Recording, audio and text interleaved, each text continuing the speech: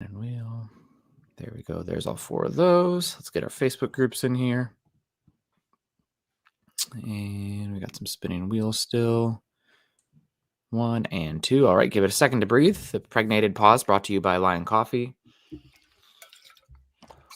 Man, I should have More filled that roar up in every pore.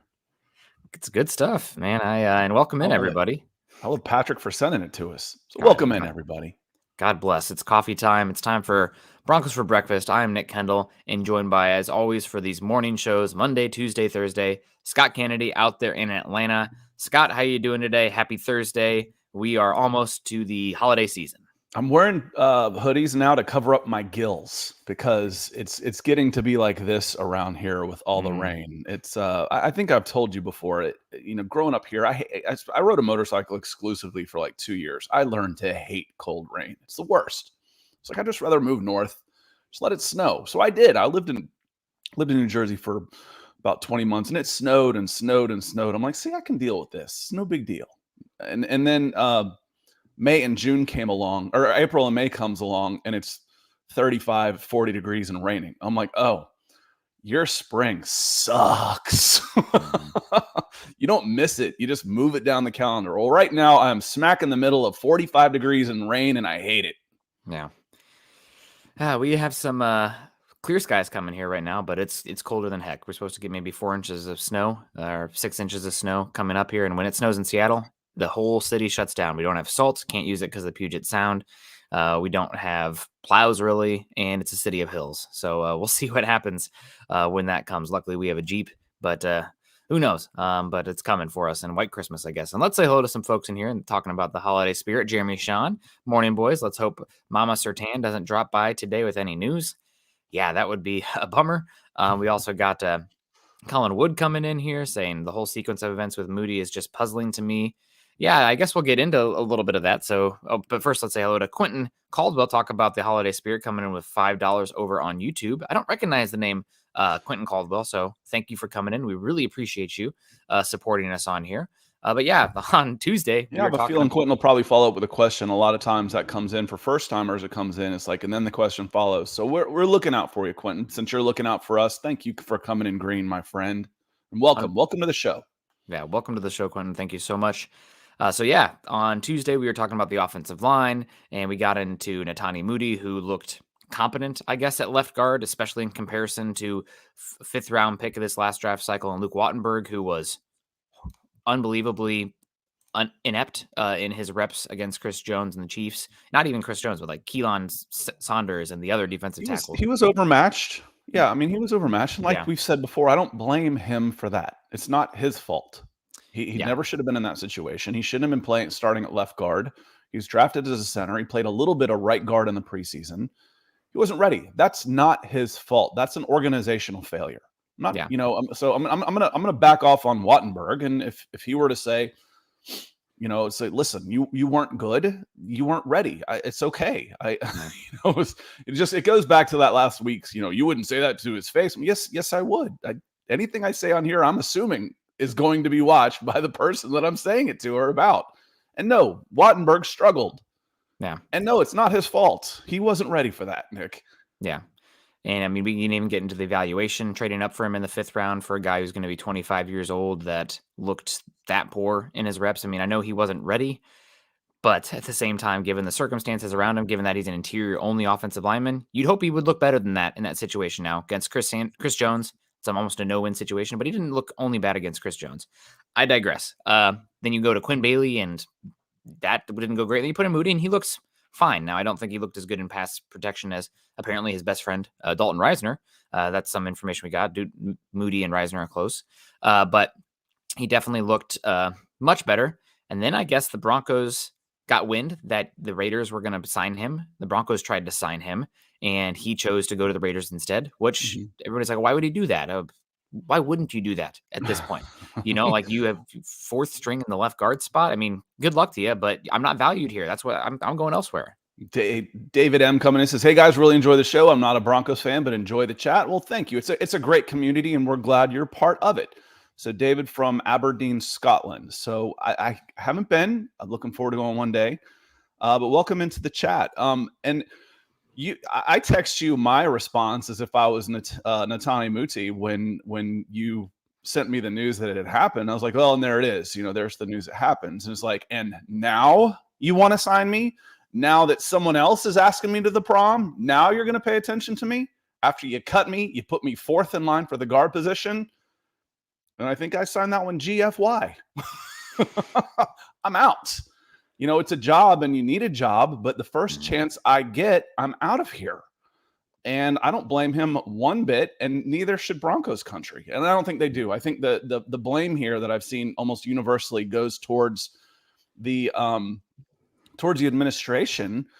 If they did come around and say, oh yeah, we really do want you on the 53, if they just let him go, I think maybe you would save yourself a little bit. It's like, what are you blaming us for? We didn't want him. And that's how they treated him. So that's why he left. Yeah, and some murmurs that he didn't have the best relationship with current Broncos offensive line coach Butch Berry, which there's been murmurs surrounding how he's received at all from the offensive line. If that's the problem, re-sign. You only got 4 games left of that dude. Yeah, true, but maybe it's you don't know if he's back or if not. He's but yeah, back, I'll be shocked. Yeah, he's number one on the probably. Oh, actually, he's 1A on the no way he's back list. Number 2 being offensive coordinator Justin Outen. But I digress. So Moody's gone. Are we making a mountain out of a molehill? Given he was, a practice squad 5th round pick guard, maybe, but it's still, some of this. It's just put it on the list of things this year that make you go, huh? That's not a great look. Yeah, of course. And that's why I said, we did try to elevate him. We did try and sign him. Well, you should have done that. You should have done that earlier. Again, value your people. And if you don't, then don't be shocked. And Broncos country, don't be shocked when they leave. Why would he leave? Because he was cut. He didn't have many options. Yeah. And then he was re-signed. The man needs a job. Well, why, I think Diamond Rattler came in last night. He's like, but I thought all the players were, he chooses to leave, but all the players are behind Nathaniel Hackett. Well, not the ones you cut. Nobody has 100% support. Reminded me of, the Game of Thrones when Tyrion's talking to Daenerys as they're under siege. It's like you've had support of the citizens, and boom, it gets hit. It's like, well, not all of the citizens, of course. No ruler ever has the support of all of the citizens. Of course, you're not going to have support of every player, especially the ones that you have to, part ways with. Yeah. But he was cut. He was re-signed to the practice squad, got an opportunity, showed well, and turned it into probably a 3x, 4x raise for the rest of the season. So good for him. Yep. Yeah, good for him. Not cheering against him. I hope he plays great in every single loss the Raiders have from now into eternity. Sunny Days coming in here. Good to see you, Sunny Days, with the laughing kind of nervous laughter face, thumbs up in the hearts. Good to see you, Sunny Days. Bama X, Morning Broncos Country. And we got Rob Bucksbaum coming in. Good morning, Nick and Deacon Scott. Always the best MHH team. I don't know about always, but no, we appreciate you very much for coming in here. We got Blade Bliss. Morning, Nick and Scott. Hope your morning's going well. Dom's in the house. Good morning, Nick and Scott. Broncos Country for life. We got Sting Guy coming in here. And man, you guys field us the draft questions, and we will talk draft. I'm starting to get to that point here. Thank God we got a first-round pick to get into as well. But Sting Guy saying, good morning, Nick and Scoot. Okay. I disagree with Todd McShay's mock for the Denver Broncos going with Jahmyr Gibbs in the first round. I have a 3rd-round grade on him, and he says the only running back I have a 1st-round grade on is Bijan Robinson. If he is available, George Patrick's would be nuts to pass on him. I used to be like running back no matter what. Now I'm kind of coming around a little bit because the value on running backs is in that first contract, and it's just the cost of business to take one and then use them for 4 or 5 years and let them walk. I'd rather do that than pay a guy a big second contract on the market. So I agree with you. And also Bijan Robinson I put him in the Christian McCaffrey, Saquon Barkley tier of prospect watching his tape. So if he falls to the Broncos in the 20s, sure. I think he's going to go probably top 15 despite being a running back and teams not valuing them as much anymore. But he's the only one I would be interested in taking in the top 25 picks. Yeah, I've said a zillion times that I don't believe in positional value on game changers. It's hard to keep a running back to get a game changer and get the longevity Yeah. out of that position. You know, you can have a guy that's a game changer for 3-4 seasons. You know, well, what about this guy, Scott? Yeah, I know there's exceptions. Of course, there are exceptions to the rule. But for the most part, you know, you're burning these guys up in a 3 or 4 year window, which is the rookie. And it's not like you have a long learning curve for a 20-year-old running back. You know, those guys come in and they can compete right away. Yep. And then, you know, 800, 900 carries later, they're not the same guy. And if you can get them in the second round, you know, one of the things you love, Nick, is the 5th-year option. But the 5th-year option is actually much higher for the first round pick in his slot than almost every running back around. You know, that's we talk about Josh Jacobs. They didn't pick up his 5th-year option. Well, I see why. How much is the 5th-year option? I use Chris Lindstrom's as an example because he was drafted around 16 or 17, and his is 13 million. So the franchise tag for a running back is only like 9 million. Yeah, so you'd waive it and just use the less. franchise tag. Yeah. So it's going to be considerably less, or I just pay you 10. You know, hey Josh, we love you here, but your 5th-year option is going to be twice what this guy's making over here, and he's pretty good too. Yeah. You know, we want to give you an extension. We're just not going to pay you 18 million for your 5th year. Yeah. When the highest paid, the franchise, like you just said, the average of the top 5 is 9. Yep. So, you know, it makes sense to have those guys go down into the second round anyway, because you don't have that 5th-year option. Yeah. But I agree with you. You know, again, if I can get a game changer for 4 years, I'll take him. I'll give up a first-round pick for that, for sure. Yeah. And Robinson looks like a game changer to me. Yeah. If you insert Bijan Robinson in this Broncos offense, you probably are top 20 next season. And that's just with, you could probably keep the same offensive line and add him. The Broncos have to be bottom 5 in the NFL in EPA per target to the running backs. Maybe that changed a bit with the Marlon Mack touchdown, but they've been just dreadful. Those Russell Wilson dump downs, they go nowhere. There's no explosiveness after the catch. The running game has been dreadful. Their EPA stayed about the same, but the EPA from early in the season is greatly influenced by the fumbles that they had in terrible situations, which plummeted their EPA. If you take away the fumbles, they've been worse the second half of the season than the beginning of the season. So it's definitely an area they need to attack. And I think Bijan did the offense look the best overall? Seattle Seahawks. Yeah. Game 1. They're moving the ball up and down the field, and it was turnovers. It wasn't ineptitude. Well, that's a form of a different kind of ineptitude. You know what I mean on here. It wasn't an inability to move the ball that doomed them in that game like it has in so many others. And that's when you start talking about the groundswell of support for Nathaniel Hackett. You're like, well, you know what?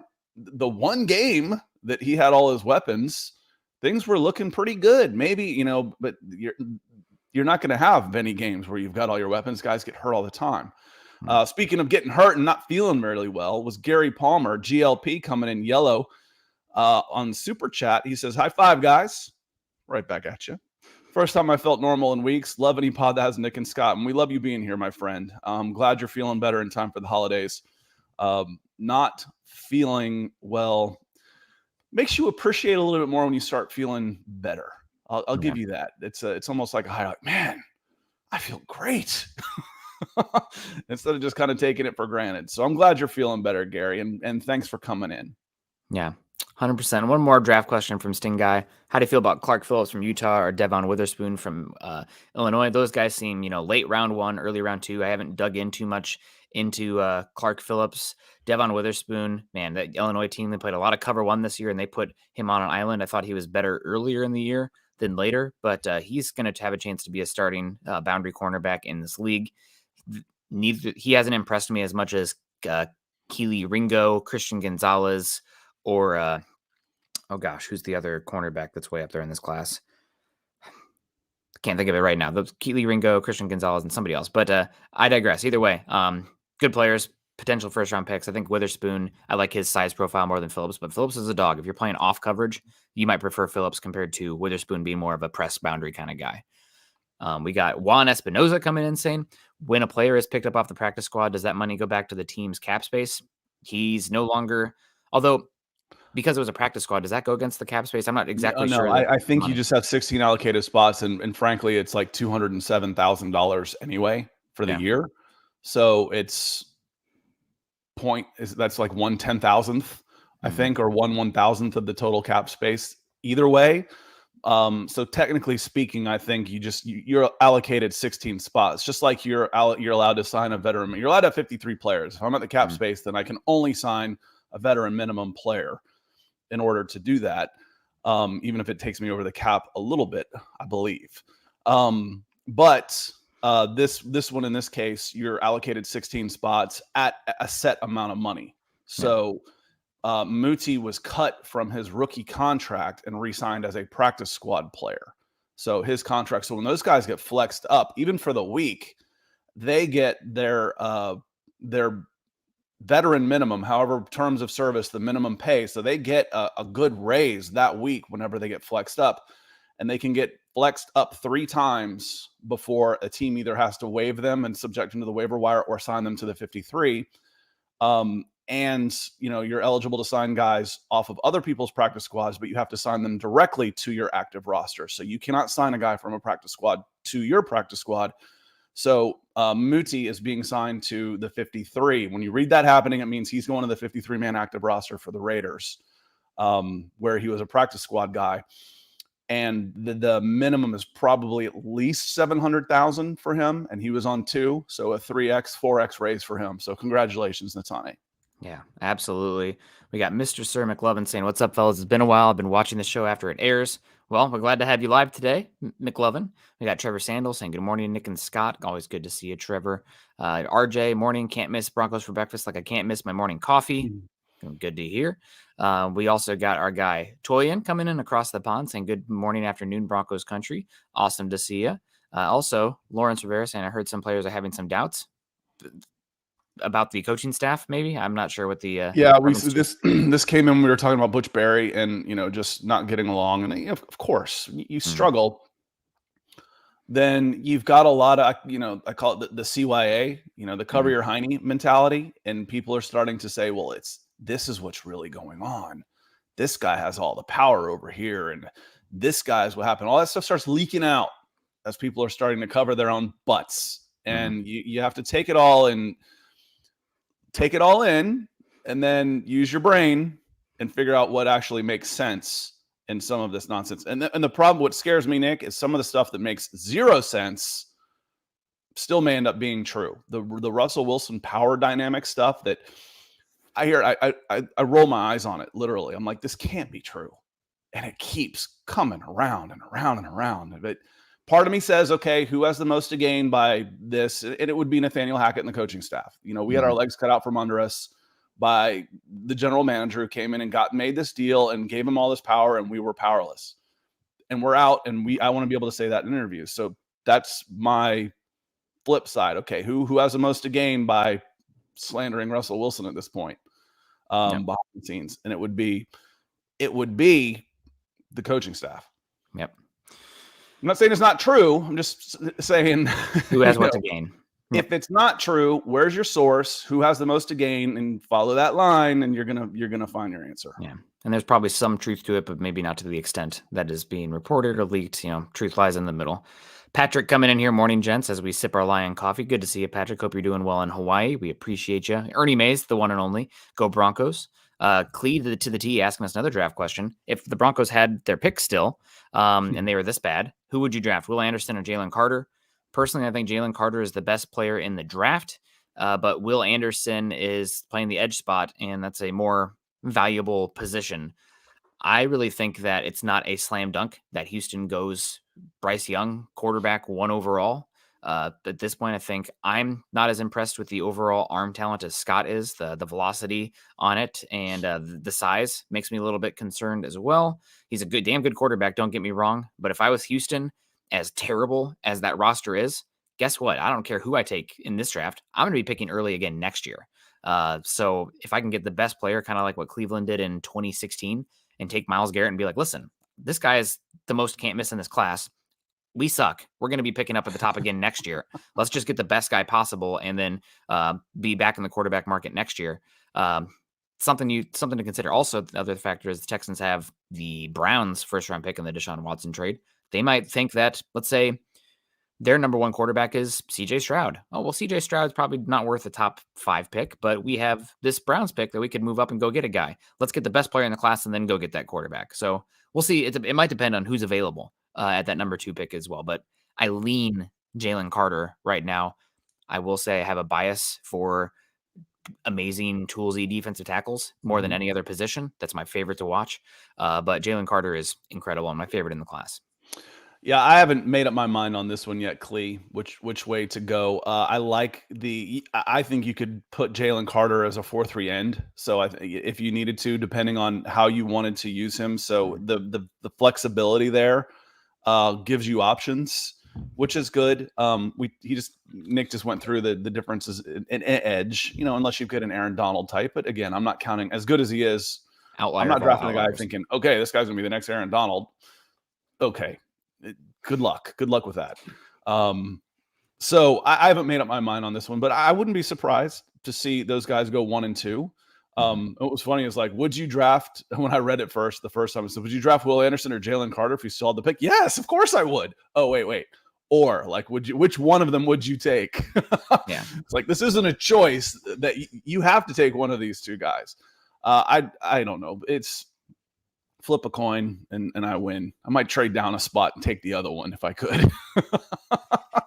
Yeah. And that's something too, like, I think you could see some trades happen early in the draft, but I'm guessing that it comes after these 2 are off the board because you might not have a choice if you're at 2. Yeah. One of them might go 1 and you'd be stuck with the other one, but that's okay. Yeah, exactly. Todd Smith in the house. Good to see you. Howdy, Broncos country. We got Trevor asking if a quarterback like Hooker falls to the Broncos with the 49ers pick, do you take a chance on him there in the first round? I wouldn't take Hooker because of coming off the knee injury. You're going to be, 25, 26 years old. I also think you are a year early on the quarterback conversation. I think you need to build infrastructure around the offense more so this offseason and take a backup level quarterback somewhere in the draft or free agency. But unless the only one I can think of is, like, let's say Anthony Richardson falls to the 20s and you are absolutely in love with the toolkit that he has, which I think somebody's going to take him in the top 15. He's just, unless he's a total, but I don't want to use. Not going to happen. No, yeah, you can watch him. One game is all it takes to watch him and see the way the players respond to him and everything. This guy is loved by his teammates and is a leader. He's a little bit older. That's okay. And, in this case, for them is what I'm saying. Talking about Hooker here? For Hooker here, yeah. Yeah. You think he's going to go early first round? No. Oh, okay. No, I don't know that he goes first. I'm just saying I don't think you have any character concerns with him. Oh, I was talking about Richardson falling. And the quarterback conversation. If Richardson falls down the board and if you have questions about his intelligence or work ethic, or you have the same questions about, let's say, Will Levis and he falls, if you love the quarterback, like really, really love, I'll never fault you for taking them. Mm-hmm. But I think it's a year early for the Broncos to take one. If Hooker falls into the 3rd round, I think you have a conversation. But with that first round pick, I'm not as about it for Hooker. The top 4 quarterbacks, we have a conversation. We got Mark Schrader coming in down there deep in the heart of Texas. Good to see you, Mark. He says, good morning. Good morning to you, Mark. We appreciate you. Our guy, Michael Ronquillo, also in the house. The chat jumped on me for a second. Good to see you, Michael. Always awesome to see Michael joining us today. And we got our friend Deanna Hendry coming in from Alaska. The 49th state to join the union? Or the 50th? I can't ever remember. I was speaking of birthdays. I was like, maybe I should go to Alaska or Hawaii, whichever one was last. Yeah. Well, we have friends there. Patrick's there, and we got Deanna in Alaska saying, "Morning, gentlemen. Go Broncos. #MHH for life." Awesome to see you. Bam X says, Nick, I don't see what you see in Anthony Richardson. But he runs like a running back, and he's probably got the best arm in the entire class. He's erratic as hell, but when Anthony Richardson, you plug in a highlight on him when he's gorgeous. I mean, it's just wow. It's I had this conversation. The Ohio State fans, when I was at Scout, the Ohio State fans had this unhealthy obsession with Terrell Pryor versus Cam Newton. And I was like, guys, Terrell Pryor can't throw. I'm sorry, he cannot throw. Tim Tebow has better mechanics and a better arm than Terrell Pryor. Terrell Pryor was a serviceable college quarterback because he's playing for Ohio State and he's a phenomenal athlete, but always should have been wide receiver for the next level. Anyway, the Cam Newton in the SEC championship game was phenomenal. He was the best passing game performance he had. And then after 6 weeks off, he looked terrible in the Oregon game. And the Ohio State fans are like, see, look at this. Look at this. This is what you're talking about. I'm like, listen, if you just watch this game, you'd think he was the number 1 overall pick. If you just watch this game, you'd think he probably shouldn't be drafted. Truth is somewhere in between. Can you take the top guy with the tools and get the upside out of him on a full-time basis? When I see what could be the best version of Anthony Richardson, I see a guy who could possibly be the best quarterback in this draft. Do I think he's there yet? No, I don't. He's incredibly inexperienced. And with the NIL money and stuff that we've talked about, he is someone who probably could have been better off staying another year, but you never know. Someone could fall in love with those tools and say, I'm the Indianapolis Colts. I'm going to have Matt Ryan mentor this guy for a year, and I'm going to take him at 5 anyway. So it's what I see is just someone who's just oozing with upside. That's what I see out of Anthony Richardson, Bam Mags. And it's also just a philosophical discussion for me. I'm drafting quarterbacks for their ceiling versus their floor. It's Mac Jones versus Justin Fields all over again.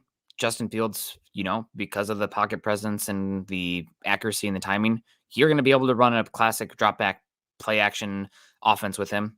I'm not drafting guys for the quarterbacks for their floor. I can sign Andy Dalton if I'm looking for a floor.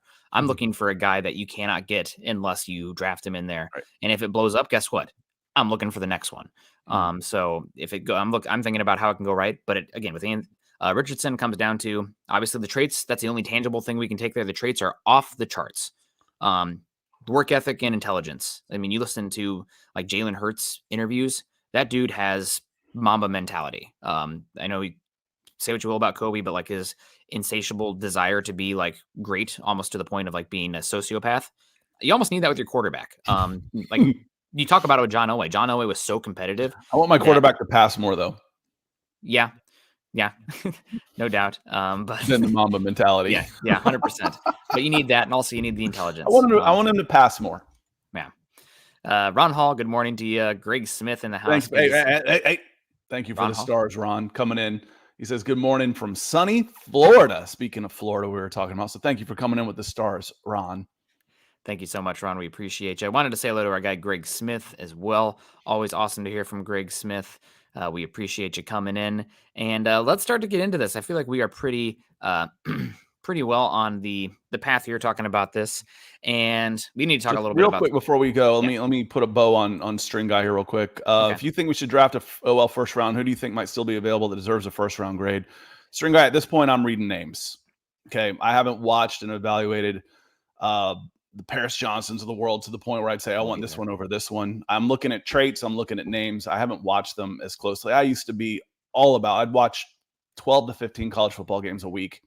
I'm not there anymore. So I'll spend December, January, February. I'll spend this next part of the season doing those evaluations. I'm not there yet, String Guy. I'll be at the Shrine Bowl. I'll be at the Senior Bowl. I think between the two of them, they had, I don't know, about 150 guys drafted, and I'll watch 5 guys of those and watch their video and everything over and over again and get all the tools to try and make a semi-educated guess on where they go. Right, Colin?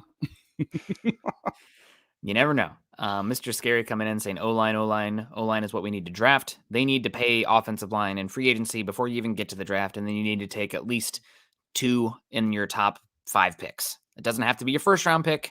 You have other picks, other means to improve the team, but it definitely needs to be up there. Ideally, it is your first round pick, but right now, based on what I've watched, there are only 3 offensive linemen in this class that I would feel good about taking with a first round grade, and that is not ideal. That is not what you want. That'll probably change. I mean, there will be guys that will show up, from some of the smaller schools. It's been like that. Again, the Senior Bowl, I think Jim Nagy and his staff do a tremendous job because all the guys they're inviting are getting drafted. And part of that is talking to area scouts and doing all of that good work.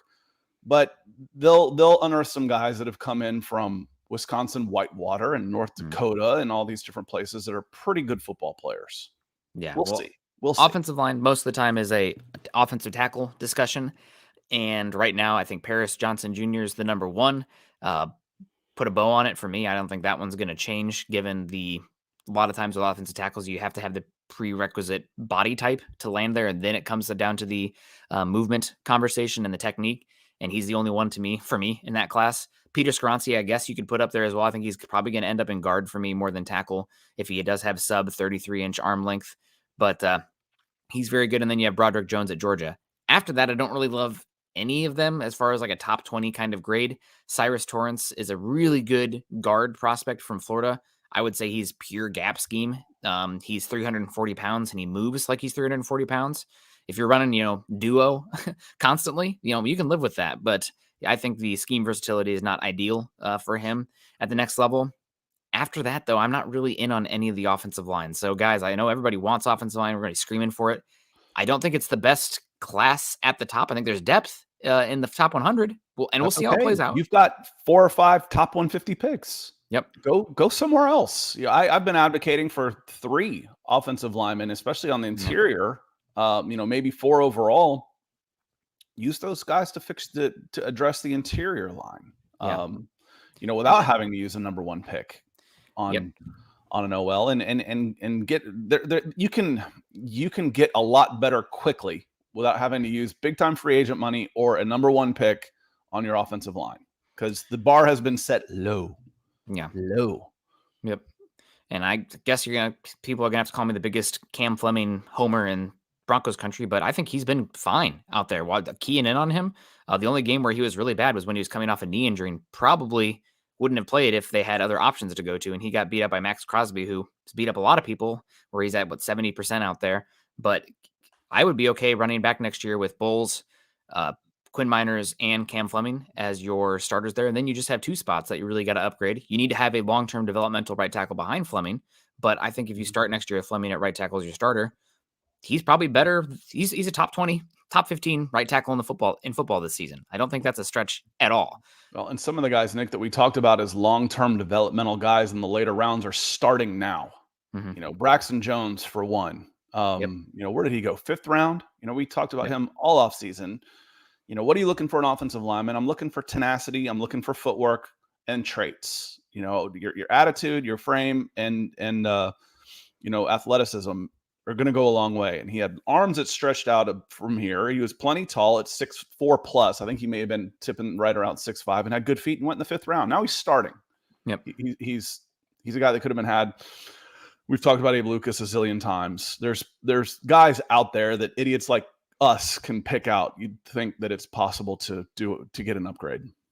And Kathy talking about 2 other offensive tackle prospects here. We're going to have to spend a lot of offseason talking about these guys. Anton Harrison, offensive tackle from Oklahoma. I think he was a very highly recruited player. He passes the eye test. He's very smooth and long. I think his punch strength is lacking. He kind of, when he makes that initial punch on the pass rushers, Big 12 pass rushers at that, his arms kind of crumple a bit. I think he's not the most tenacious guy, and he doesn't have the best grip strength at the point of attack. He can overcome that against Big 12 pass rushers because he is bigger and faster and longer than the guys he's going against. I worry about that at the NFL level. From what I've seen so far, he's very much a toolsy developmental guy. If you're playing him day one, he's going to get killed by the Joey Bosa's and the Max Crosby's of the world. He just can't handle power right now. Darnell Wright I believe it's Darnell Wright, the right tackle from Tennessee. I love the tenacity he plays with, but he's a lumberer. Watching him, he really reminds me of one of my draft crushes a couple years ago in Tevin Jenkins, where he's like, okay, is he a guard? Is he a tackle? He's an ass kicker. I'll tell you that much. He might end up on the inside. But if you're running a gap scheme, I'd love to have him. If you're asking him to, screen on the boundary, get to the boundary to make a screen block or play in the zone scheme, I don't think that's great from the tackle spot. I just don't think he has the ability to move like that. But both of these guys, I think, are more so middle round 2 kind of guys rather than a top 20 overall draft pick. Based on what I've seen so far, I haven't done a deep dive on every single player so far, but I've watched a couple games of these guys, and like you watch the reps and it's like, okay, this is what this looks like to me based on the traits in the movement. I used to call it's a little bit different in the NFL because you're doing grades, but I used to call some guys 1 play offers. Like it's like, oh, you're so arrogant. You think you can watch a guy 1 play and give him an idea where he should be ranked? Yes, those guys I can. Yeah, it depends on the position too. I only need 1 play. I can watch Jadeveon Clowney for 1 play and say, yeah, he's an offer. That's Yeah. all it took. Yep. 6'5" plus, 230 pounds, doing standing backflips in his full gear, and then goes out and sacks quarterback, and you offer that guy. Yeah. Give him a scholarship. I've seen enough. 100%. Gary Hoover coming in saying, good morning, guys. Thanks for doing the show. Any idea on potential free agent offensive lineman the Broncos could get? I always like to see who is released before that happens, because the class is totally different. 1 week before the free agency starts, Elton Jenkins is the name that keeps coming to mind to me as far as a left guard. He's been one of the better ones in the league past few seasons, but we'll see if he is back in Green Bay or if he'd even be interested in coming to Denver. I hear a lot of movement for the Chicago Bears in the Elton Jenkins front. They have the most cap space in football. Luke Getsy is the offensive coordinator there right now, and he obviously worked somewhat in a staff with Luke Getsy there with Green Bay. Luke Getsy coming from the Packers, where Elton Jenkins has been good. Other than that, though, I mean, I want to see what the class looks like after people are cut and people are re-signed in that exclusive negotiating window. Yeah, the highest price ones of the guys are typically the older ones. Orlando Brown Jr. being one of the exceptions. He's actually a free agent. He was on 16.7. I bet he doesn't get 16.7 next year, Nick. No. Yeah, probably not. But we'll see. And Kathy coming back in saying, I write out some sneaky athleticism to see the spin move. I think anybody can spin move if you're playing at the NFL level. It doesn't mean that it looks fluid. And I know which one you're talking about. I don't see the athleticism there with Wright as far as the NFL caliber. You put on his tape next to a Tristan Wirfs or a Penny Sewell, and they look like they're playing different games. I think Wright's could play tackle some, but ideally, I think he's more a guard in a gap scheme, which if you're looking to run gap, you can probably live with it if you're trying to protect him on the edge, but I don't trust him enough to be an ISO blocker in, again, speed pass rush, and you probably need to check that box if I'm going to use a top 25 pick on you as a tackle. I'm glad we found you on Twitter, Kathy. I've started doing that. That's something that we don't do a good enough job of in the morning, of tweeting out, "Hey, we're alive. Come and see us." So I'll try to remember to do that every morning to get that out. So glad it worked. That was why I did it, to find you. Yeah. Good to see you, Kathy. We appreciate you. And other tackles, I know Ohio State has a right tackle that's absolutely massive.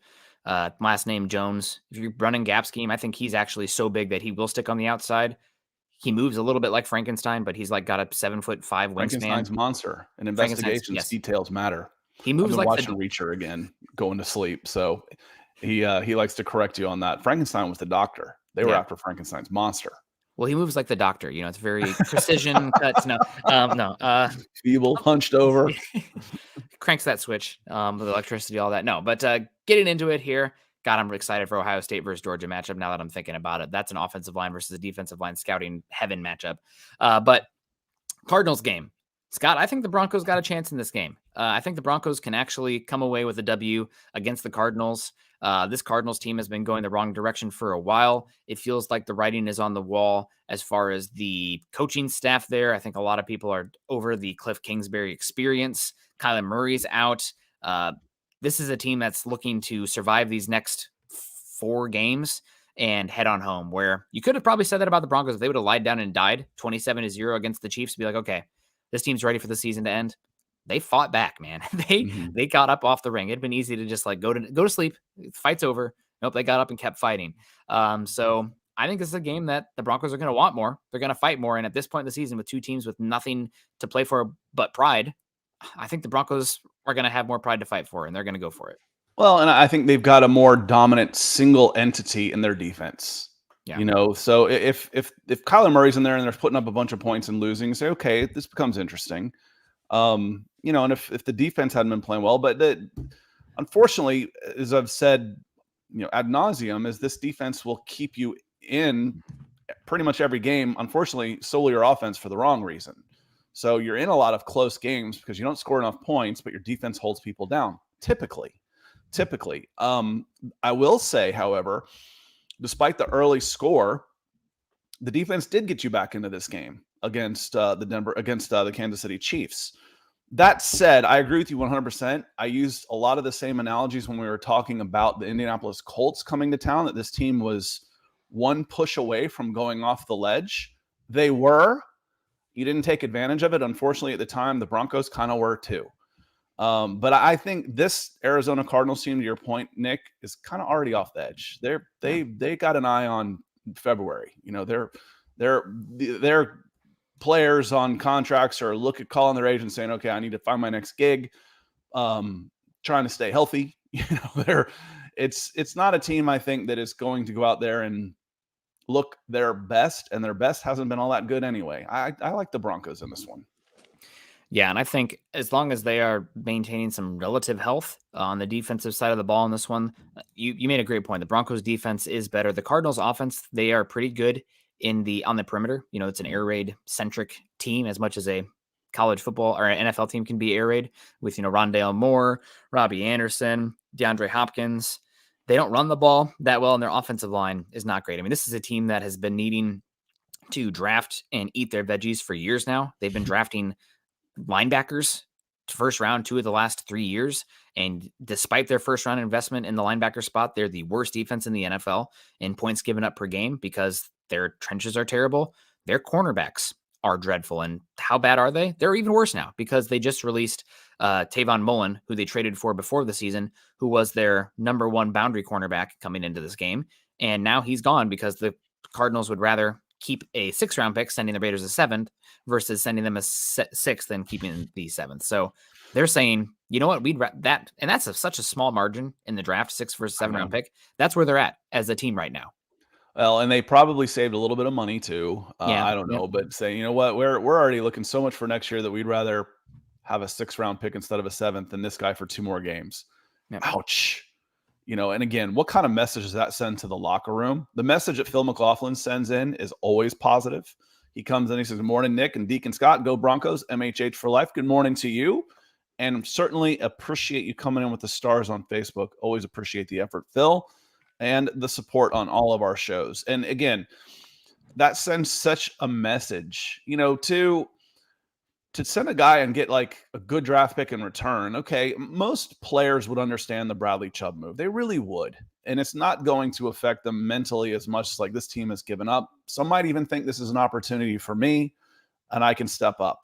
We saw a little bit of a bounce last year when Von Miller was traded. Some guys stepping up in a different position. This one to me is cold. And I like to make fun of the high and mighty, the hypocrisy of the owners of the Miami Dolphins. Oh, he's talking about tanking. He's talking about it. Yeah, you're not allowed to talk about it. They're all freaking doing it, for God's sakes. You incentivize teams for losing. What do you think they're going to do? They're going to lose. Just don't talk about it. It's bad. This is tanking. It's tanking. You just can't call it that or you'll get fined. Anyway, Broncos over the Cardinals. They've got no incentive to tank because the Seahawks have their pick. Yep, 100%. And another thing about the Cardinals, so I already got my dig in about the value of the linebacker position. Sorry, Luke, I like to tease you about that. Luke Patterson, we debated a lot about the linebacker position the last few seasons, but this Cardinal team has used a top, I think, 8 pick on Isaiah Simmons, who's a unique player, but horrible in his run fits and the physicality and the ability to take on blocks. And you got Zaven Collins, who's, incredible looking athlete out there. He's a fine player, but not really enough of a needle mover as a stack linebacker and how today's NFL landscape is shaping up when your cornerbacks and your pass rush is as poor as the Cardinals. And in order to make up with the issues of the pass rush the Cardinals have, this is the number 1 blitzing team in the NFL. So the Broncos this week, this is a prime Jerry Jeudy game as long as the offensive staff and coordinator can set up Jeudy to be quick release, get open, immediately kind of routes. You do lose a little bit of the vertical passing concepts from Jeudy if you are using him more as the hots to overcome the blitz.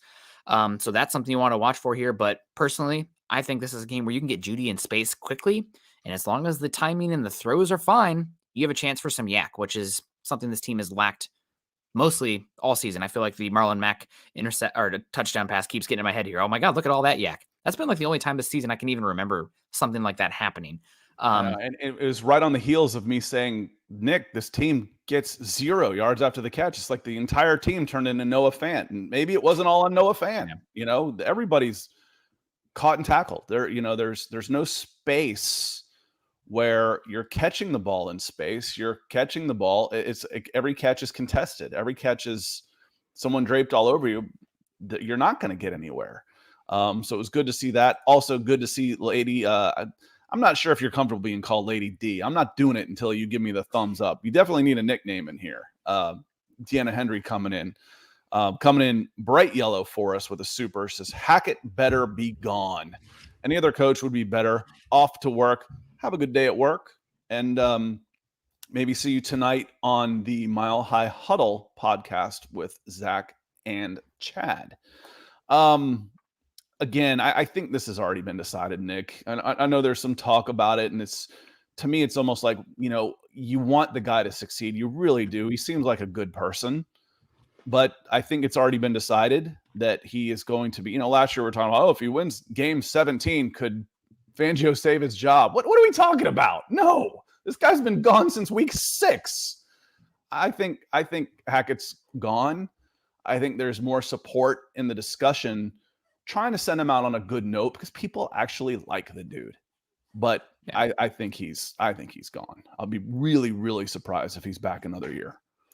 4 more games left. If they keep competing and they win 2 of the next 4 games, or hell, even 3 of the next 4, then I think it's a conversation. If they lose, if they go 1-3 down the stretch or 0-4, bye. But I think some of it is there's already conversations, between agents and whatnot about, hey, would you be interested in coming to Denver? Putting the feelers out there. Mm-hmm. And I don't know if you heard, Luke mentioned yesterday, but Joel Klatt was on an interview yesterday saying that there's not a lot of interest in this Denver head coaching position right now, because some conversation has gotten out there about the power structure with Russell Wilson. Mm-hmm. And that's a concern. Also, some head coaches might feel that it is what's the position called? What's it called when you going to be a one and done? There's a word for it, like a dead duck or something kind of position. Yeah, it's a lame duck coach. Lame duck. That's what it is. Come in. Mm-hmm. Because if you come in and you have a 1 year with Wilson and you don't believe in Wilson, or nobody believes in Wilson, you have to run a specific type of offense with Wilson. And you know that George Payton is a potential hot seat or gone kind of position there. Then you come in as a head coach and you might be done. And then you're talking about 4 different head coaches in 4 years. Okay, in Denver. And I got $50 million to do it. Okay. Yeah. Not our money. And my reputation's in check because you guys are a clown show. Yeah. You'll be okay. Like I said, Nathaniel Hackett's not going to have any trouble getting another job. It might be a year before he gets another head coaching job, but he's not going to have another. He'll be employed again pretty much as soon as he wants to be. Might take a year as an analyst. I don't know that you and I have been on here, or maybe we have, and I've just thought about this a little bit more. The discussion of one more year with Hackett, because then you can make a clean sweep of quarterback, general manager, coach after that year if you want to. Well, what if it's Payton that wants to make the move and he's not? It's like, wait, I'm tying myself to Hackett, who I hired, and I made a mistake. I want to be out of here. And I would say that then you're gone too. Tied to that position, then he's going to start doing things you don't want to have happen. Yeah. I mean, and it could be just as simple as, again, leaking out information of the ownership is this and all this kind of stuff. And it's toxic. I hate that word. I really do. But it is. If someone doesn't want to be there or doesn't believe they should be there, then you need to get rid of them. And I think Hackett's gone. Payton's not safe. No. It could be a clean. The only one I feel confident being a Denver Bronco next year, at least getting paid by the Denver Broncos next year on the active salary, not in severance, is Russell Wilson, because of his guaranteed contract, because he's the only one that's on a salary cap. Payton could be getting a nice severance. Hackett could be getting a nice severance. Russell Wilson could be mothballed at only $22 million on his cap hit, but he's going to be around for another year. I mean, he's going to be on the salary cap, the active salary cap, for at least one more year. Yeah. And just getting into that a little bit, I think it'd be pretty easy there's already rumors that maybe the ownership group has ixnayed the contract talks coming out now, because we're in an evaluation position. You talk about Payton. Talking about Payton, and there could be okay, you hired this guy. We need to see it out this season. We're not going to give you the onus to hire another guy or extend any players. They have limited George Payton from doing his job. That is a big indicator. Yep. You want to talk about playing poker and you want to know what a tell looks like? That's a tell. Yeah. So that's That's a concern, no doubt. But I think if I was the ownership group and you were that strategy about running it back with those guys, I'd probably have somebody who you trust that is a advisor of some sort, that any move is come to you and, okay, well, Mhm. it's our money still, and you had to have okay from us to do Russell Wilson. We trusted you in that one. We don't trust you now. So any move now, oh, you want to trade up into the top 10 to go get Bijan Robinson? No, that's a very short-term move. So we're going to ixnay that one, not allow it. So how many times can I say ixnay in one run-on sentence? But it's definitely a conversation to be had right now. And the other part is, again, you roll your eyes at and I do too, to the extent of, would another head coach want to come here? But they could get somebody in here. The question is it somebody that they want to Well, come in here? and Is it Dan one of the Quinn coach? stuck around another year. Dan Quinn absolutely could have been a head coach next year. Yeah. He got a nice raise and is being paid very well because he wanted to play one more year with the Dallas Cowboys. So Yep. again, I'm not saying you're going to have your pick of the litter. Yep. It will be, but you will have candidates lined up. Yep. You might not get your and if I can't get my top 5, then I don't want anybody. Okay, I get that too. So let me hedge on that a little bit, Nick. I agree with you on that. Nikki says, I don't know how you keep your job after trading the 2 and 9 picks plus more, then extending him for $250 million. He says, and I'm not joking. I'm like, no, that's not a joking matter. I didn't think you were joking at all on that, Aki. I agree. I get it 100%.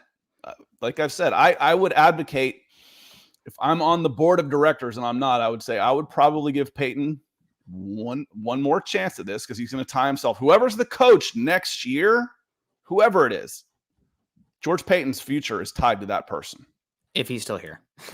Yeah, if he's still here. Yeah, big important if he's caveat. still here. If it's Hackett for one more year, then they're both gone. If they go one more year. If he hires somebody else, he probably gets to stick out however long you keep that coach. Yeah. 100%. And it's not just, 9 and 2, but it's also, what was it, 40 and 35 right now? Those are some valuable, Like those are and more. Those are valuable picks. Yeah, those are valuable picks. And it was and more. Yeah, it was. So getting back to this Cardinals game, I do think the Broncos are going to win this one. The big thing being, I think you mentioned it, the Broncos defense, I think, is going to get it done. I also think that the Broncos offensive line, they're actually going to be able to get a little bit of movement in the run game in this one. I kind of liked what I saw a little bit from Miners and Fleming in this last game. Now you're without Muti now, but I think Reisner will be back.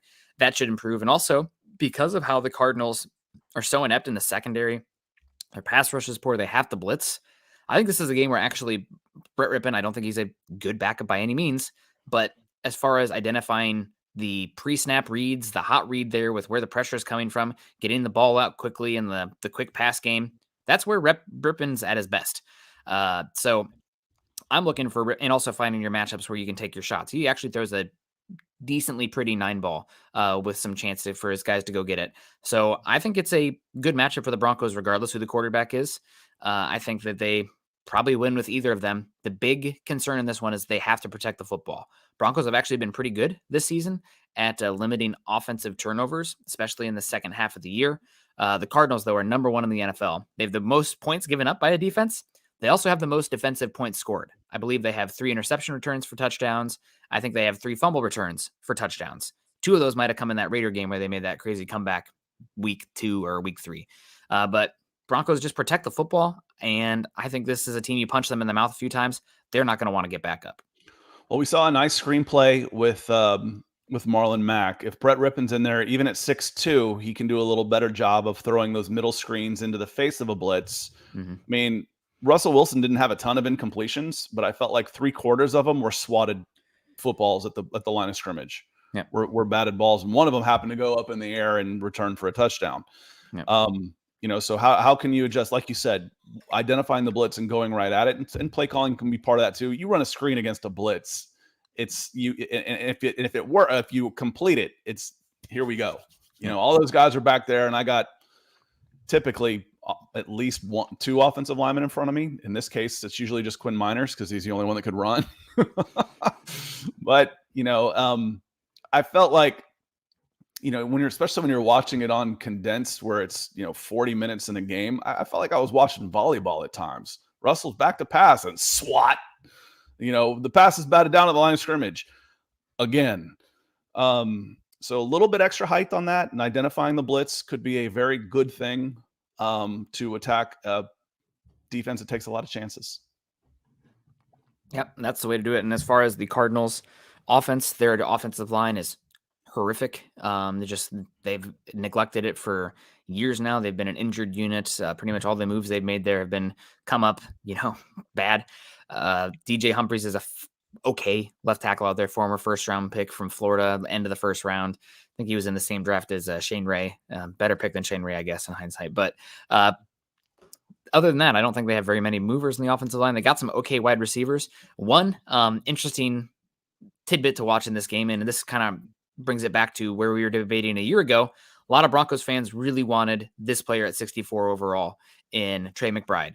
He went earlier than that, but he ends up going to the Arizona Cardinals. Now the starting tight end there after Zach Ertz is out for the season with an injury. Trey McBride has not looked very good for the Cardinals. Now you can blame the scheme, you can blame the quarterback, but right now, if there's a redraft going on in the draft, I would say pretty easily Greg Dulcich would be the first tight end off the board. I haven't watched every single tight end, but he's looked better than Trey McBride, who I have kept an eye on because I was not a big fan of him last year. Jelani Woods has been pretty good with the Colts. He's been okay. Yes. Yeah. He had a couple really good games, especially in the red zone aspect. But Jelani Woods might even go before Trey McBride as well. But the Greg Dulcich versus Trey McBride battle here with the first and second tight end off the board in this upcoming draft will be a fun battle to watch and kind of just take stock on, just to, confirm our priors. Looking at the chat here, talking about Payton, and there's some back and forth in there because there is a debate to be had about whether he should be back or not. And I like 100%. Bam X's comments. Says, Jeremy, to be honest, I'm still saying in Payton we trust, but I'm slightly glancing side to side now. So I think Bam X, there might be a little question mark on there. And Payton we trust. I don't trust anybody. I trust people to do what they think is best. I don't trust them to get it right. This whole the minute I say, you're having this debate about somebody where you ask questions and someone says, "Oh, I guess you know more than the coaches," or "Why aren't you a coach?" I'm just like, dude, go away. That's not a discussion. That's not an answer. Every coach is fired. Every coach makes mistakes. And I'm not saying that I would do everything right, but second guessing is part of being a sports fan and analyst. They're not going to get them all right. Hackett made the mistake of being honest and saying, I second guess everything I do. Of course he does. You're never 100% sure on really anything. You're always weighing the odds and what is the best decision. And should I, would I, that's how you learn. That's how you get better. So, again, we did an entire show on this, Nick, on Payton, but I think on the whole, if I'm getting 1 point for what's right and -1 for what's wrong, the ledger's definitely in the positive. The problem is the stuff he's missed have been team-killing moves. They're big ones. The Nathaniel Hackett hire doesn't look good. The Russell Wilson trade looks lopsided, and the extension looks disastrous.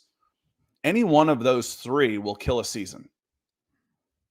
You got 3 of those strikes. So anybody saying, yeah, I want him gone, I get it. I do. I would not talk you out of that one.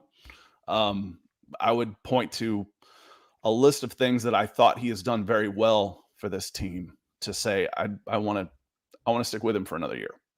Yep. 100%. So we're getting down to the wire here.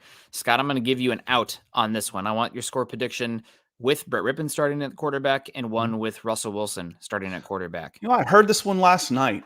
I remember when Colt McCoy was coming out of college, and this was one of those times I was saying that, former players don't always make the best judges of talent, because I was having this discussion. Oh, Colt McCoy should be top 15. I'm like, he's underarmed and undersized. That's not a good combination in the NFL. Been a good backup. Congratulations for him. But he was a magnificent college quarterback, and so be it. But I think Broncos win this game with either quarterback. I think with Russ, a healthy Russ, they probably win it by 10, somewhere 24-14. Maybe I even have trouble picturing them getting in the end zone twice. 21-9, 21-10, 24-10. I like the Broncos in this one. And then somewhere similar, 19-10 with Rippon, somewhere in there. But I like the Broncos in this one. I like it by double digits in a low-scoring game. I think the over-under is still 35, which puts it close. I wouldn't touch the over-under in this one. No. Yeah, I mean, losing Kyler Murray the way they did on Monday Night Football, I mean, this is – now, also, we didn't even talk about it. Their General manager is taking a leave of absence with health. Hopefully, Steve Keim is fine and everything's okay there.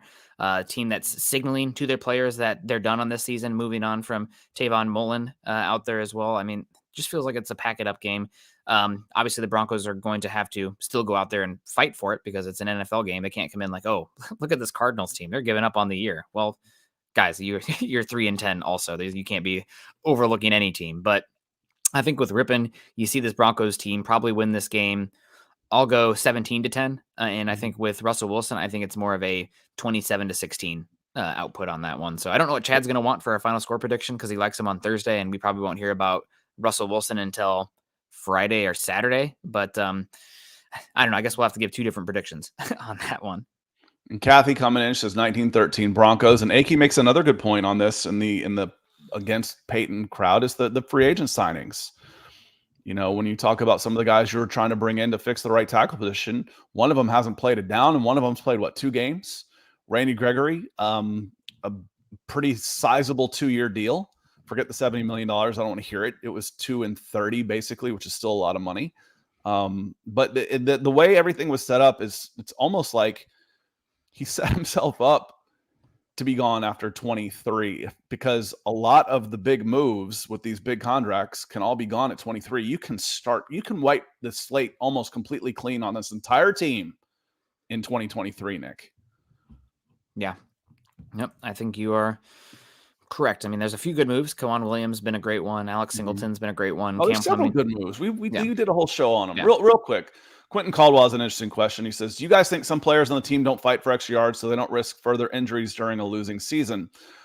No, I don't think the record really has anything to do with it. I think sometimes players protect themselves, and I'm okay with that.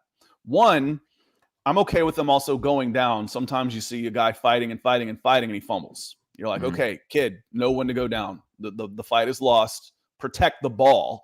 And two, I don't mind at this point seeing a running back go out of bounds at the sidelines if it's close, or a receiver or a quarterback going out of bounds and protecting themselves a little bit. I'm okay with that. There are circumstances when you want them to put their head down, and Russell Wilson paid the price on that. He made the right decision, bad outcome. He needed to go for that. He needed it for his teammates. He needed it for his fans. He needed it for himself. He needed it for the team. And he went for it. He doesn't do that on the sidelines at midfield. And I wouldn't want him to. So, no, I don't think a losing season has anything to do with it, Quentin. But I think I thought that was a really interesting question. As far as the fighting extra yards, I just don't think the offense has been very good at creating yak opportunities. It's not, okay. I don't think the players have been the best at setting up yak opportunities. The timing of the quick pass game, the location of the quick pass game. There's been a few plays where, it was a home game. I don't remember which one it was, but Courtland Sutton had 2 yards of separation on a quick slant, and Russell Wilson throws it, and Courtland Sutton has to literally leave his feet and dive for it on a pass that is 6 yards beyond the line of scrimmage. And if you put that in his gut, he's able to, turn upfield and just be bigger than the cornerback for 4 yards. But instead, it's incomplete because he has to leave his feet and make a mundane pass attempt with a spectacular effort. When you're doing that constantly in the quick pass game, you are not maximizing the windows opportunity. You're not maximizing opportunities for yak. It's been an issue in Russell Wilson's career, and it's continued on so far this season. Yards after the catch are about hitting a receiver while he's in motion. While he's in stride, not having him change his speed. But if he's in full stride and he catches it, he's going to get some yards after the catch. If he's running a button hook, if he's got a ton of space, but he catches it in a stop, you may be able to throw a head fake on a guy and spin the other direction, but it's not as probable. But a quick slant, crossing pattern, I hit a guy in stride, something like that, he's going to get some yards after the catch. Yep. And part of that is on the wide receiver too, being able to be comfortable in how you bring the football in with your forward momentum. I mean, you see some guys, they have to pretty much come to a standstill to bring the football in, where some guys, it's almost like they have they bring it in like water, just like all of a sudden just they have possession of it. It's so smooth. That's something you look for, especially bring it in like water. I'm not sure I've heard it quite described like that. But it's just so smooth. It's just kind of like the flow of the ocean wave coming in. You can see it. Like I said, there's certain things that you can't measure, but you just see it. You can just tell. Yep. Some guys fight the ball on the way in, and some guys just Spider-Man the thing in. It just comes to them. It's like a gravitational pull. Yeah, and that's when I was doing some scouting the other day, starting to dig into some of these players. And Trey Palmer from Nebraska is the name. LSU transfer. I think he was a 4-star, probably going to be a round 3 to late round 4 kind of guy. And they used him in the screen game a lot. And he brings in that ball pretty damn naturally and turns himself from a receiver to a runner very quickly. And because, like you're saying, if somebody that's really good at that wouldn't necessarily, if the ball's thrown slightly behind him, they don't have to stop, readjust their body the whole time and bring the ball in. They just reach back and catch the damn thing and just keep going. There are different levels, and for sure. And like I said, those are things you can't measure. You know it when you see it. Yep. He has that in his bag. Check that off. Let's see it a couple more times because anybody can do it once. But yeah. So guys, we're at an hour and 5. We got to get on out of here. We have to go maximize their DVOA for Collinwood here with the yak. We can yeah. The yak helps the DVOA for these SOBs. That's for sure. But we got to go simulate some pressures here with our off-ball linebackers. Everyone have a great one. Make sure you're following Scott and I on Twitter. Scott is at Scout Kennedy. I am at Nick Kendell MHH. Also, make sure you're following us at BFB_pod and at Mile High Huddle. If you haven't done so yet, make sure you're joining us at Facebook.com/Mile High Huddle and Facebook.com/Mile High Huddle pod.